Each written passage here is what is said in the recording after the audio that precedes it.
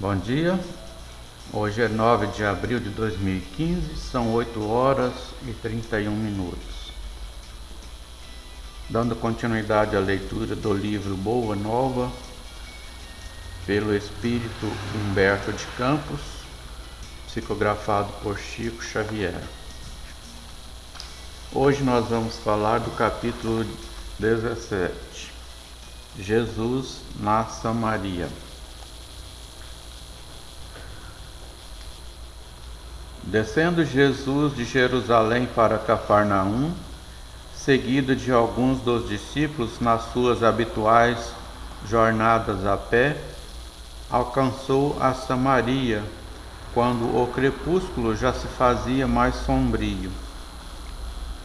Filipe, André e Tiago, estando com muita fome, deixaram o mestre a repousar junto de uma pequena herdade e demandaram o lugarejo mais próximo em busca de alimentos.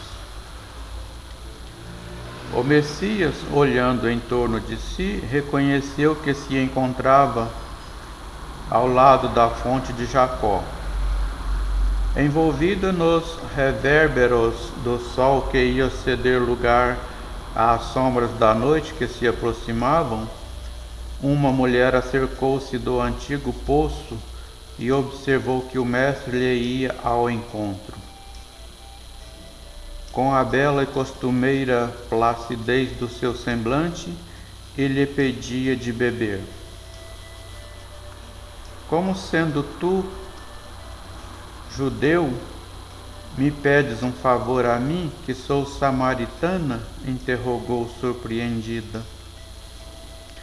Jesus descansou na interlocutora o olhar tranquilo e redarguiu: os judeus e samaritanos terão porventura necessidades diversas entre si? Bem se vê que não conheces os dons de Deus. Porquanto, se houvesses guardado os mandamentos divinos, compreenderias que te posso dar da água viva. Que vem a ser essa água viva? Inquiriu a samaritana impressionada. Onde a tens, se a água aqui existente é apenas a deste poço? Acaso serias maior do que o nosso pai Jacó, que no-lo deu desde o princípio? Mulher, a água viva é aquela que sacia toda a sede. Vem do amor infinito de Deus e santifica as criaturas. E envolvendo a samaritana no doce magnetismo de seu olhar, continuou: este poço de Jacó secará um dia. No leito de terra onde agora repousam suas águas claras, a serpente poderá fazer seu ninho. Não sentes a verdade de minhas afirmativas ante a tua sede de todos os dias? Não obstante levares cheio o cântaro, voltarás logo mais ao poço, com uma nova sede. Entretanto, os que beberem da água viva estarão eternamente saciados. Para esses não mais haverá a necessidade material que se renova a cada instante da vida. Perene conforto lhes refrescará os corações pelos caminhos mais acidentados, sob o sol ardente dos desertos do mundo. A mulher escutava presa de funda impressão aquelas palavras que lhe chegavam ao santuário do Espírito, com a solenidade de uma nova revelação. Senhor, dá-me dessa água, exclamou interessada. Mas ouve, disse-lhe Jesus, e o mestre passou a esclarecê-la sobre fatos e circunstâncias íntimas de sua vida particular, explicando-lhe o que se fazia necessário para que a sagrada emoção do amor divino lhe iluminasse a alma, afastando-a de todas as necessidades penosas da existência material. Observando que não havia segredos para Jesus, a samaritana chorou e respondeu: Senhor, agora vejo que és de fato um profeta de Deus. Meu espírito está cheio de boa vontade, e desde muito penso na melhor maneira de purificar minha vida e santificar os meus atos. Entretanto, é tal a confusão que observo em torno de mim que não sei como adorar a Deus. Os meus familiares e vizinhos afirmam que é indispensável celebrar o culto ao Todo-Poderoso neste monte. Os judeus nos combatem e asseveram que nenhuma cerimônia terá valor fora dos muros de Jerusalém. As discórdias nesta região têm chegado ao cúmulo. Ainda há muito tempo, um judeu feriu um dos nossos, por causa das suas opiniões acerca da comida impura. Já que tenho a felicidade de ouvir as tuas palavras, ensina-me o melhor caminho. O mestre observou-a, compadecido, e exclamou: Tens razão. As divergências religiosas têm implantado a maior desunião entre os membros da grande família humana. Entretanto, o pastor vem ao redil para reunir as ovelhas que os lobos dispersaram. Em verdade, afirmo-te que virá um tempo em que não se adorará a Deus neste monte, nem no templo suntuoso de Jerusalém, porque o Pai é Espírito, e só em Espírito deve ser adorado. Por isso venho abrir o templo dos corações sinceros para que todo culto a Deus se converta em íntima comunhão entre o homem e o seu Criador. Suave silêncio se fez entre ambos, enquanto Jesus parecia sondar o invisível com o seu luminoso olhar. A samaritana meditava. Daí a alguns instantes, acompanhados de grande número de populares, chegavam os discípulos, admirando-se todos de encontrarem o Messias em conversação íntima com uma mulher. Nenhum deles, todavia, aventurou qualquer observação menos digna ou imprudente.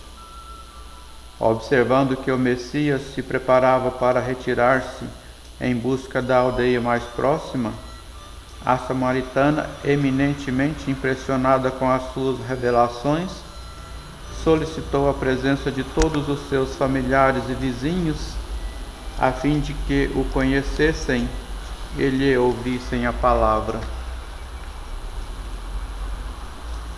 Tiago e André haviam trazido pão e algumas frutas e insistiam com Jesus para que se alimentasse.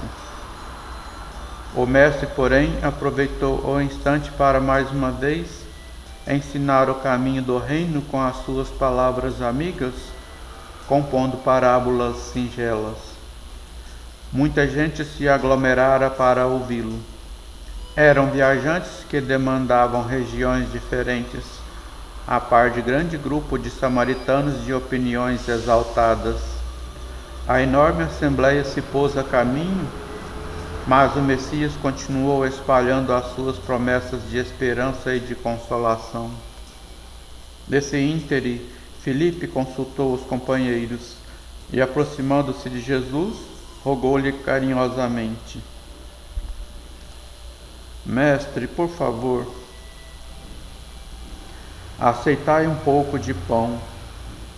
É indispensável cuidardes do sustento. Descansai e comei. Não te preocupes, Filipe, disse o Messias com reconhecimento. Não tenho fome. Aliás, recebo um alimento que talvez os meus próprios discípulos ainda não puderam conhecer. Qual? Atalhou o apóstolo com interesse. Antes de tudo, meu alimento é fazer a vontade daquele Pai misericordioso e justo que a este mundo me enviou, a fim de ensinar o seu amor e a sua verdade. Meu sustento é realizar a sua obra. É verdade, observou o discípulo, olhando a multidão que o acompanhava. Vedes melhor os corações e não podemos perder esta oportunidade de divulgação da Boa Nova. Levaremos para Cafarnaum mais este triunfo, porque é incontestável que obtivestes aqui, entre os samaritanos, um dos nossos maiores êxitos. Tiago e André ouviam silenciosos o diálogo. Às palavras entusiásticas do apóstolo, o mestre sorriu e acrescentou: não é isso propriamente o que me interessa. O êxito mundano pode ser uma ondulação de superfície. O de que necessitamos em todas as situações é entender o que o Pai deseja de nós.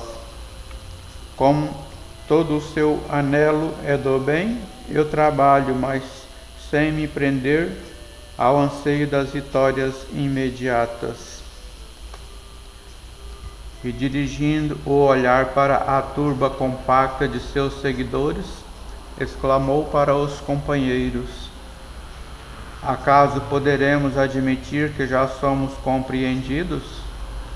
Calemo-nos por alguns instantes, a fim de ouvirmos a opinião dos que nos seguem os passos. Fez-se silêncio entre eles e os 3 discípulos, de modo que podiam ouvir distintamente os diálogos travados entre os que os acompanhavam. Acreditas que seja este homem o Cristo prometido? Perguntava um samaritano de boa figura aos seus amigos. De minha parte não aceito semelhante impostura. Este Nazareno é um explorador da piedade popular. É certo, concordava o interpelado, mesmo porque em sua terra não chega a valer um denário. Pelos próprios parentes é tido como inimigo do trabalho, e há quem duvide da sua preguiçosa cabeça. É um louco de boa aparência, dizia uma mulher idosa para a filha. Pelo menos essa é a opinião que já ouvi de habitantes de Cafarnaum. Entretanto, cá para mim, acredito seja um grande velhaco. Por que se meteu com pescadores quando alega ser tão sábio? Por que não se transfere para Jerusalém ou mesmo para o Tiberíades? Bem sabe a razão disso. Lá encontraria homens cultos que lhe confundiriam a presunção. Mais próximo de Jesus, um rapaz sentenciava em voz discreta: quando chegamos, foi ele achado sozinho com uma mulher. Que te parece esta circunstância? Perguntava a um companheiro de caminhada. Certamente desejava salvá-la a seu modo, replicou com malicioso riso o inquirido. Num grupo vizinho falava-se acaloradamente. Este homem é um espertalhão orgulhoso, dizia convicto um velhote. Só faz milagres junto das grandes multidões, para que sintam virtudes sobrenaturais nas suas mágicas. E não tem caridade, acrescentou outro, pois ainda há pouco tempo, quando o procuraram em Cafarnaum para um sinal do céu, fugiu para o monte sob o pretexto de fazer orações. A noite começava a cair de todo. No alto já brilhavam as primeiras estrelas. Jesus sentou-se com os discípulos à margem do caminho para um momento de repouso. André, Tiago e Filipe estavam espantados com o que tinham visto e ouvido. Aparentemente, o mestre fora aureolado de imenso êxito. Entretanto, verificaram a profunda incompreensão do povo. Foi então que Jesus, com serenidade de todos os instantes, vos esclareceu cheio de sua bondade imperturbável. Não vos admireis da lição deste dia. Quando veio o Batista, procurou o deserto, nutrindo-se de mel selvagem. Os homens alegaram que em sua companhia estava o espírito de Satanás.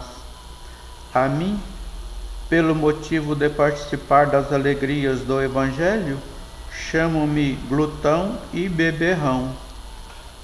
Esta é a imagem do campo onde temos de operar. Por toda parte encontraremos samaritanos discutidores, atentos aos êxitos e referências do mundo. Observai a estrada para não cairdes, porque o discípulo do Evangelho não se pode preocupar senão com a vontade de Deus, com seu trabalho e sob as vistas do Pai e com a aprovação da sua consciência. Amém.